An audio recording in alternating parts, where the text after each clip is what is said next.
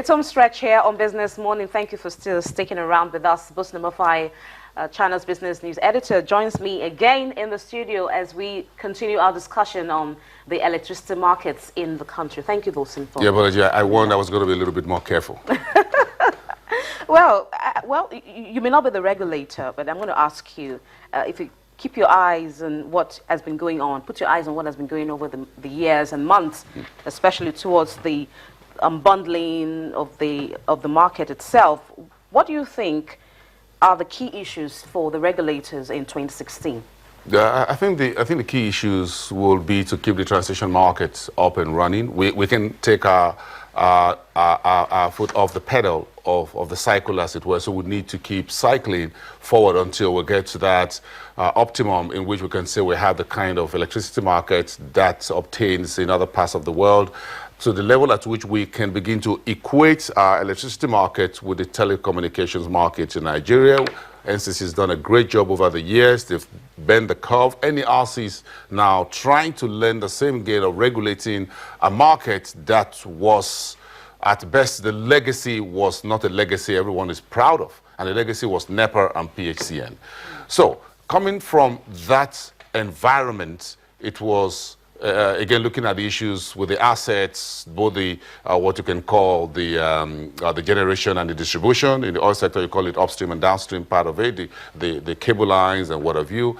It was such a murky waters of PSCN and NEPA that both the regulator and the operators have inherited. And we privatized this sector at a time when things were not really easy globally, as it were, so there are a number of headwinds. Locally, the regulators will have to balance the market, consumer issues, consumer protection, along with the concerns, legitimate concerns of the power generators and the distributors. Then they will have to deal with a few international issues as far as the price of gas is concerned. They will have to deal with at what cost, price, whatever, will foreign investors invest in the Nigerian energy market? What are the issues with the existing privatized assets, the ones that remain to be privatized, as well as the greenfield projects that are coming up? So quite a lot on the table of the NERC and other agencies like NEMSA when it comes to metering, consumer protection with the CPC. So it's not just only the NERC here. We have quite a number of other agencies that are all in this same very volatile, unsettled market that we currently have.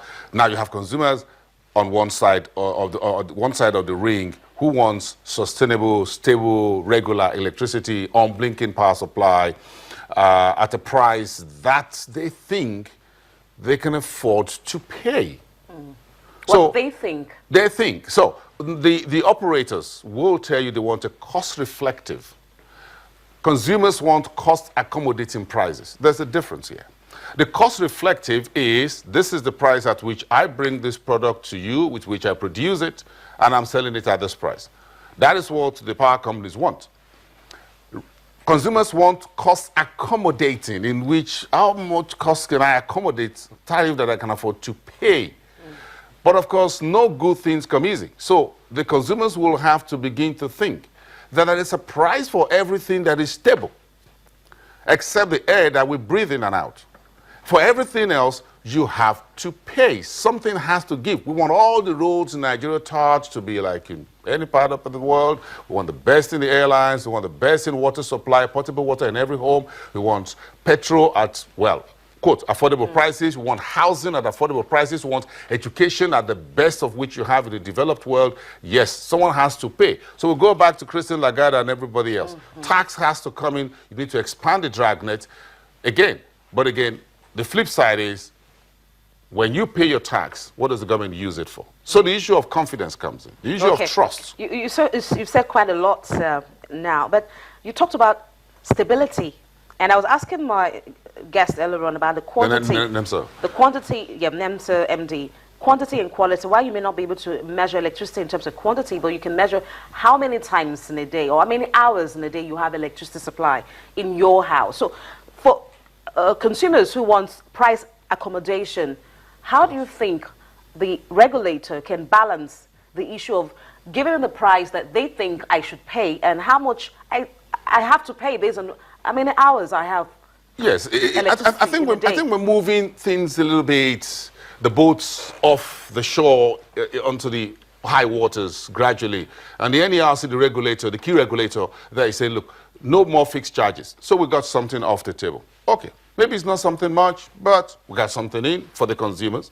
Then they say, okay, fine, really, you can't bill anyone unless it has new metering, no consumers. That's a bit of a consumer protection firewall there. That is something also for consumers. Then you have the regulators say, look, those who have paid for meters should have their meters ASAP. I think that is also some positive because that helps you, like your mobile phone, to know how much you've recharged, how much you have consumed, and you have that measurement. So it doesn't matter. If you give me electricity supply for 1 day out of 30 days in a month, no problem. I'm just going to go to the, I'm going to remit you 500 naira or 200 naira for the month. No problem. And I can control what I... Based on the stories we're getting is that these meters are not available at this point, or they do not want to give out these meters. I wish I could talk to Mr. Amadi. No, this is an issue. They don't want to give out these meters because they feel that they will not have fixed charges, and that should end by February. This is an issue. I've had a bit of interface with at least 2 electricity distribution companies, what you call discos, in Lagos within the last 1 year. The last was towards the end of 2015. And I spoke with their management team and what have you. And some of this thing has to do with when do we get meters out? The power companies would, like the banks, would like to play the market, and I use that word very carefully, to take a bit of an advantage before you go full on dressing in public, which is the full transition market, which is what we have 99% right now in the telecoms industry, in which I get my recharge card, I know how many minutes I can use it for, I know what my balance is, I don't want to top it up, if I don't want to top it up, no problem. If I want to migrate to another provider, that's my problem, and I just move on. Now, that exposure, that full transition, the power distribution companies are worried about a few things. One, the price at which they bought those assets, the quality of what they bought, the state of the assets they bought. For example, one of them around the southwest, south Nigeria, I don't want to mention names here, bought a power asset, a power distribution company a power asset that had 11 installed turbines. By the time they got in there and they took it over, only 4 were functioning. So they had, how many? Left 7 non-functioning turbines. If you talk to all the power companies, that is what the power generators got. A number of them are just pumping millions, I mean hundreds of millions of dollars as I speak, into revamping those turbines. So they're looking at the cost of the dollar and looking at what point will I be able to sell what I generate to the distributor. And if the price goes higher from the distributor, from the generator to the distributor, I mean the Gencos to the Discos, they're looking at how does it get to the consumers, which is both in here and Bolaji. Now, that means there has to be a difficult way for them to manage it. So they need more money. Okay, talking about more money, sorry to cut in there. Yes. So far, we have about 65 billion naira disbursed out of the central bank's 213 billion naira power sector intervention fund. Should they go back to the central bank for more money? Do you think it's time for us to give more money out based on the forex volatility that we're having at the moment, the naira exchange rate, and we need more funding, or should they go out to get investors to pump more money into their companies? If you're talking about investors from outside, they want a cost-reflective environment. No foreign investor wants a cost-accommodating environment. It's cost-reflective. It's business. There's no emotion about it. The days of government subsidy, electricity, whatever is out of the window. I met with a few central bank officials at the power conference, sometime September, October last year in Abuja, and there was this conversation, and after they called me aside and said, look, Bosin, we have this 213 billion, we're disbursing it. However, we want the power companies to come forward on a one-on-one basis to have discussions with us and what have you. At the end of the day, the central bank is not just going to pump 213 billion just into the economy because they asked for it. The 63 billion that have gone out is quite some size of money, but that is not enough. So the intervention money is sitting with the central bank. And I think we need to speak with the central bank to tell us why haven't this money really gone out to the power firms? Does the central bank have issues with the tariff as well?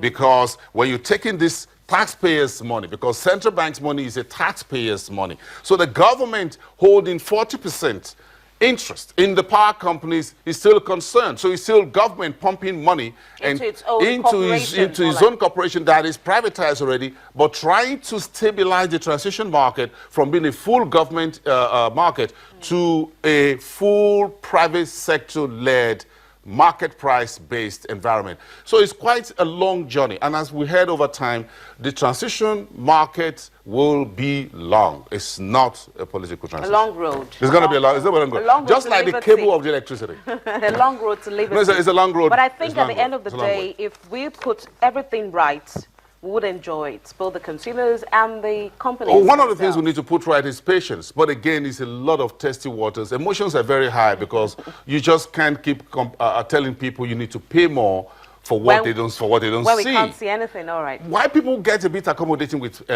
petrol is because at least I can have the liter of petrol for 120, 140. That is illegal. It's not right. But people can see it. They can but use if you it. you can use it. But if you don't give me electricity, and I get bills. Now, that looks like insult upon injury. All right. I hope I've tried to balance that out. Yes. Thank you, Wilson. There's still a whole lot more to talk about in the electricity market, which I believe in the weeks ahead we will revisit and talk about how Nigerians can benefit from this industry without having to pay from their noses. Thank you, Wilson. My pleasure. Wilson Mafaiza, Channel's business editor. And on this note, to wrap up Business Morning, thank you so much for joining us on the program. We do appreciate your time with us. We'll see you same time on Monday. Bye-bye.